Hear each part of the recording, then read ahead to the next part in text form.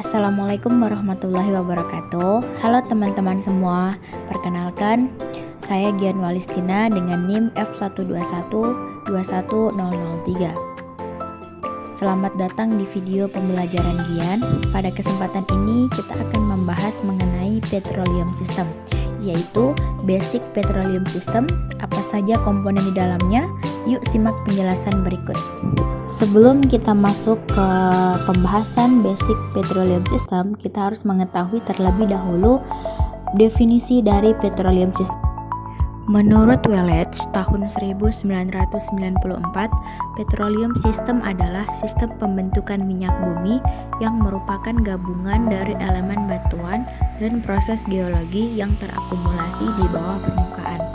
Pada video kali ini kita akan membahas mengenai komponen-komponen dalam basic petroleum system. Nah, dalam mencari minyak dan gas bumi diperlukan suatu eksplorasi. Eksplorasi merupakan kegiatan mencari dan menemukan sumber daya hidrokarbon dan memperkirakan potensi hidrokarbon dalam sebuah cekungan. Untuk melakukan suatu eksplorasi tentunya perlu adanya suatu sistem. Sistem inilah yang disebut dengan basic petroleum system, di mana basic petroleum system ini merupakan proses untuk menemukannya kandungan hidrokarbon di bawah permukaan.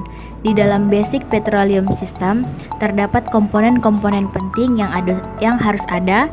Komponen-komponen tersebut antara lain adalah source rock, reservoir rock, migrasi, trap, dan shale. Dapat dilihat dalam slide di mana komponen-komponen penting dari basic petroleum system ini telah ditunjukkan oleh anak panah berwarna hitam. Pada video kali ini kita akan membahas 5 komponen penting tersebut. Kita mulai dari yang pertama, yaitu source rock. Minyak dan gas bumi dapat terbentuk dan tersimpan dalam perut bumi. Terbentuknya minyak dan gas bumi membutuhkan syarat-syarat tertentu seperti terdapatnya batuan induk atau source rock. Source rock merupakan endapan sedimen yang mengandung bahan-bahan organik yang cukup untuk dapat menghasilkan minyak dan gas bumi ketika endapan tersebut tertimbun dan terpanaskan, dan dapat mengeluarkan minyak dan gas bumi dalam jumlah yang ekonomis.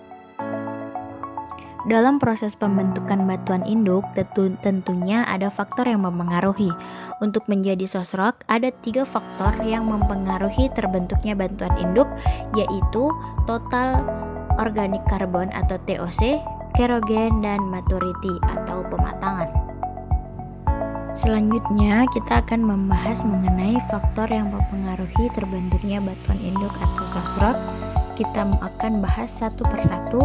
Kita mulai dari TOC atau total organik karbon. TOC atau total organik karbon merupakan kualitas dari karbon organik yang terendapkan dalam batuan tersebut. Semakin tinggi nilai OC, maka akan semakin baik source rock tersebut dan kemungkinan terbentuknya hidrokarbon akan semakin tinggi. TOC yang dapat menghasilkan adalah di atas 1%. Faktor selanjutnya yaitu kerogen. Kerogen merupakan kualitas dari karbon organik yang terendapkan dalam batuan tersebut. Komposisi kerogen juga dipengaruhi oleh proses pematangan termal, katagenesis, dan metagenesis yang mengubah kerogen tersebut.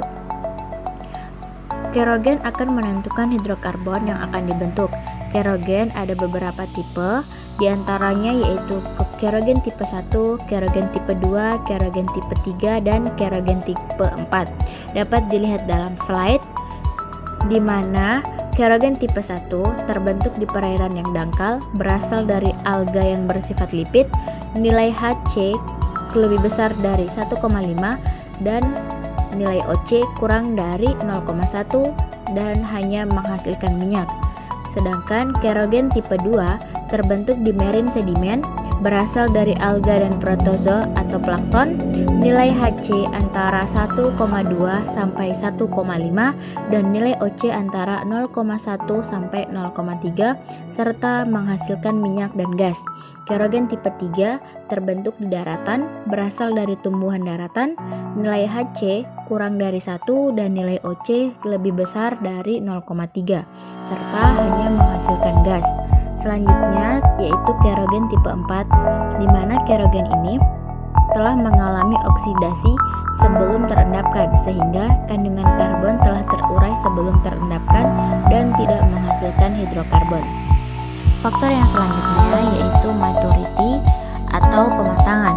Maturity atau pematangan adalah proses perubahan zat-zat organik menjadi hidrokarbon.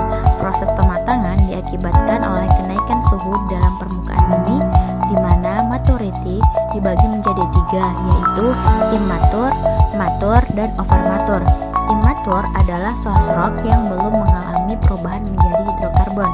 Mature adalah source rock yang sedang mengalami perubahan menjadi hidrokarbon.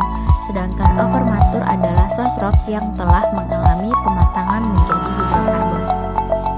Nah, dalam pematangan source rock atau batuan induk dipengaruhi oleh adanya proses pemanasan, dan juga diketahui bahwa semakin dalam batuan induk akan semakin panas dan akhirnya menghasilkan minyak. Proses pemasakan ini tergantung pada suhu, karena suhu tergantung dari besarnya gradien geotermalnya, maka setiap daerah tidak sama tingkat kematangannya. Daerah yang dingin adalah daerah yang gradien geotermalnya rendah, sedangkan daerah yang panas memiliki gradien geotermal yang tinggi. Dapat dilihat dalam slide, terdapat grafik pematangan batuan induk. Dalam gambar tersebut terlihat bahwa minyak dapat terbentuk pada suhu antara 50 sampai 180 derajat Celcius. Tetapi puncak atau pematangan terbagus akan tercapai bila suhunya mencapai 100 derajat Celcius. Ketika suhu terus bertambah karena cekungan itu semakin turun dalam yang juga diikuti oleh penambahan batuan penimbun, maka suhu tinggi ini akan memasak karbon yang akan menjadi gas. Komponen yang kedua yaitu reservoir rock. Menurut Kusumadinata tahun 1980, reservoir rock adalah wadah di bawah permukaan bumi yang mengandung minyak dan gas. Dalam hal ini, wadah tersebut berupa rongga-rongga atau pori-pori yang terdapat dalam batuan. Minyak dan gas dapat berada di reservoir rock karena adanya migrasi atau perpindahan dari source rock batuan induk ke reservoir rock. Pada hakikatnya, setiap batuan dapat bertindak sebagai batuan reservoir asalkan mempunyai kemampuan untuk menyimpan serta melepaskan minyak bumi. Kemampuan batuan reservoir untuk menyimpan fluida atau porositasnya dapat terbentuk bersamaan dengan batuan tersebut terbentuk, yang disebut dengan porositas primer, maupun dapat juga terbentuk setelah batuan tersebut terbentuk yang disebut dengan porositas sekunder. Reservoir rock yang baik adalah batuan yang mempunyai rongga atau pori yang saling berhubungan agar dapat meloloskan fluida. Dalam eksplorasi, keberhasilan eksplorasi minyak dan gas bumi itu terutama ditentukan oleh keberadaan batuan reservoir. Batuan ini bertindak seperti wadah alami dan menampung hidrokarbon yang kita ekstrak untuk memberi daya pada kehidupan sehari-hari. Memahami jenis batuan reservoir ini sangat penting untuk menentukan kualitas dan kuantitas sumber daya minyak dan gas yang dapat diekstraksi. Batuan reservoir dapat diklasifikasikan berdasarkan asal geologinya, komposisi mineral, dan porositasnya. Jenis batuan reservoir yang paling umum itu meliputi batu pasir, batu kapur, dan serpi. Dapat dilihat dalam slide. Dalam sebuah cekungan di mana batuan reservoir rocknya dengan litologi batu pasir, yakni yang berwarna kuning. Selain ketiga jenis batuan reservoir yang umum tersebut, jenis lain seperti dolomit juga dapat bertindak sebagai reservoir untuk hidrokarbon. Dolomit adalah jenis batu kapur yang telah diubah oleh cairan kaya magnesium.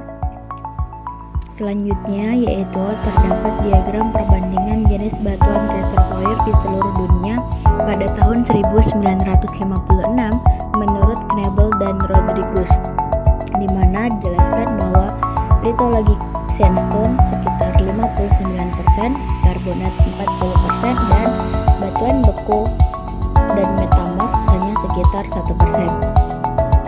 Hal tersebut menunjukkan bahwa untuk batuan selain sedimen, yakni beku dan metamorf, dapat juga menjadi reservoir rock jika berada dalam kondisi rekahan. Misalnya, di Kuba, minyak diperoleh dari batuan beku ultrabasa atau batuan vulkanik yang telah mengalami rekahan. Ada 8 ladang minyak di Kuba pada tahun 1964 yang telah menghasilkan 710 barel minyak per hari. Reservoir dari jenis ini memiliki presentasi yang sangat kecil dibandingkan dengan reservoir dari batuan sedimen.